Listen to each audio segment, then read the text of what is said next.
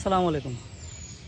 আমি এখন দাঁড়িয়ে আছি কালীগঞ্জ উপজেলার বেথুলি গ্রামে, অর্থাৎ এটা মল্লিকপুর জায়গাটার নাম, মানে মল্লিকপুর নামে বেশি পরিচিত।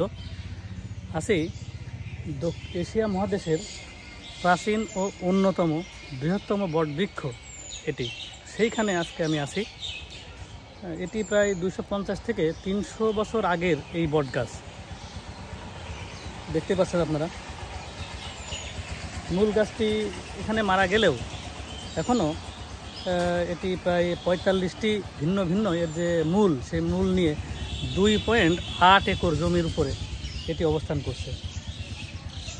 2009 সাল থেকে এই বটবৃক্ষটি সামাজিক বন বিভাগ যশোর এটির ব্যবস্থাপনার দায়িত্বে আছে। সেই এশিয়া মহাদেশের বৃহত্তম বট গাছটি আজকে আমি আপনাদের দেখাবো, সাথেই থাকুন। ধন্যবাদ। এসব জায়গায় আসলে কিন্তু একটা ভালো লাগা কাজ করে। আমি আজকে যেহেতু বন্ধের দিন হওয়াতে কিন্তু আমি আজকে ঘুরতে ঘুরতে চলে এসেছি এই এশিয়া মহাদেশের বৃহত্তম বট গাছ সুইতলা মল্লিকপুর।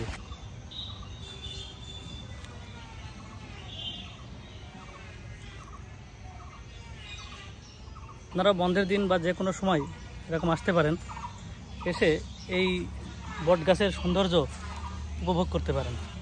হরেক রকমের পাখির ডাকে মুখরিত এই জায়গা। দেখেন, পাখি কিন্তু ডাকতেছে। আমার মনে হয় কাঠঠোকরা এটি, তদ্দূর আমি বুঝি। বিভিন্ন ধরনের শালিক পাখি আছে এখানে। একবার চিন্তা করে দেখুন, 250 বা 300 বছর আগের বট গাছ, যার মূল গাছের কোনো চিহ্ন নেই, কিন্তু সেখান থেকে এর বাচ্চা কাচ্চা উৎপাদন করে কিন্তু এ সগৌরবে দাঁড়িয়ে আছে। কত মানুষ তো এসেছে গেছে, তার কোনো ঠিক নেই, কিন্তু সে বট গাছ কিন্তু আজও আছে। অর্থাৎ 300 বছর মানে বুঝতে পারতেছেন তো যে পূর্বের মানুষের কোনো অস্তিত্ব কিন্তু আর নেই। যারা আছে নতুন নতুন জেনারেশন, নতুন নতুন গাছের অংশ। এই যেখানে দেখেন একটা ডাল মরে পড়ে গেছে বা পচতেছে ভেঙে, এই যে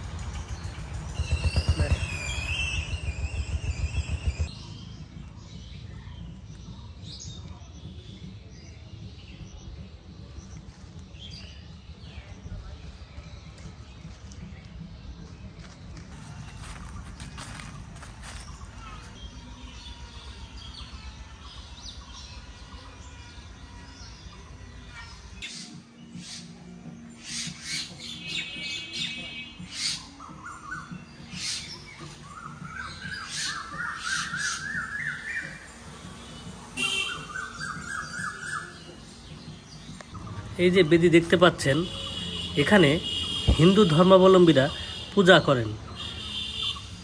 দেখেন, এটা ঝড়ে পড়ে গেছে, এখান থেকে ভেঙে গেছে, দেখতে পাচ্ছেন।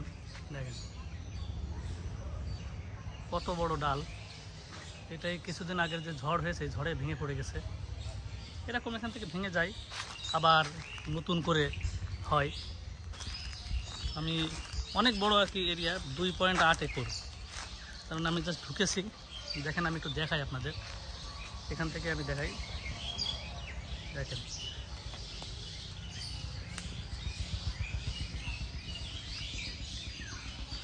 কত বড় এরিয়া নিয়ে এটা আছে। দেখতে দর্শনার্থীরা প্রতিদিন দর্শনার্থী আসে এখানে। দেখেন, আমি আপনাদের দেখাই বট গাছের ফল। এটা এই বট গাছের ফল। এই ফলগুলো খাওয়ার জন্যেই মূলত পাখিরা আসে এখানে।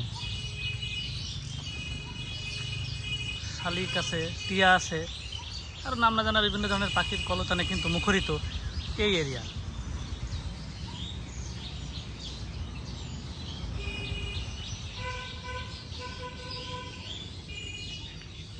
এখানে বসে থাকার জন্যও কিছু ব্যবস্থাপনা আছে। এই যে এখানে বসে থেকে আপনি বট গাছের সৌন্দর্য উপভোগ করতে পারবেন। এখন যে গাছটি দেখাচ্ছি এটির সাথে অন্যগুলোর আর কোনো সংযোগ নেই, অর্থাৎ এ নিজে নিজে একটা স্বাবলম্বী গাছ হয়ে গেছে। দেখেন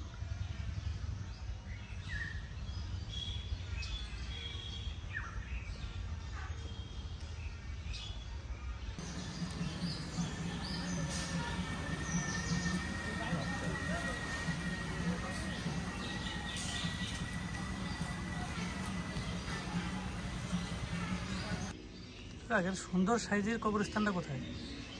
সুন্দর সাইজের কবর আছে এই দোকানের পিছনে, যে মার্কেটটা দেখছেন না, হ্যাঁ। ওই মার্কেটের পিছনে দিয়ে ফুলপুরায়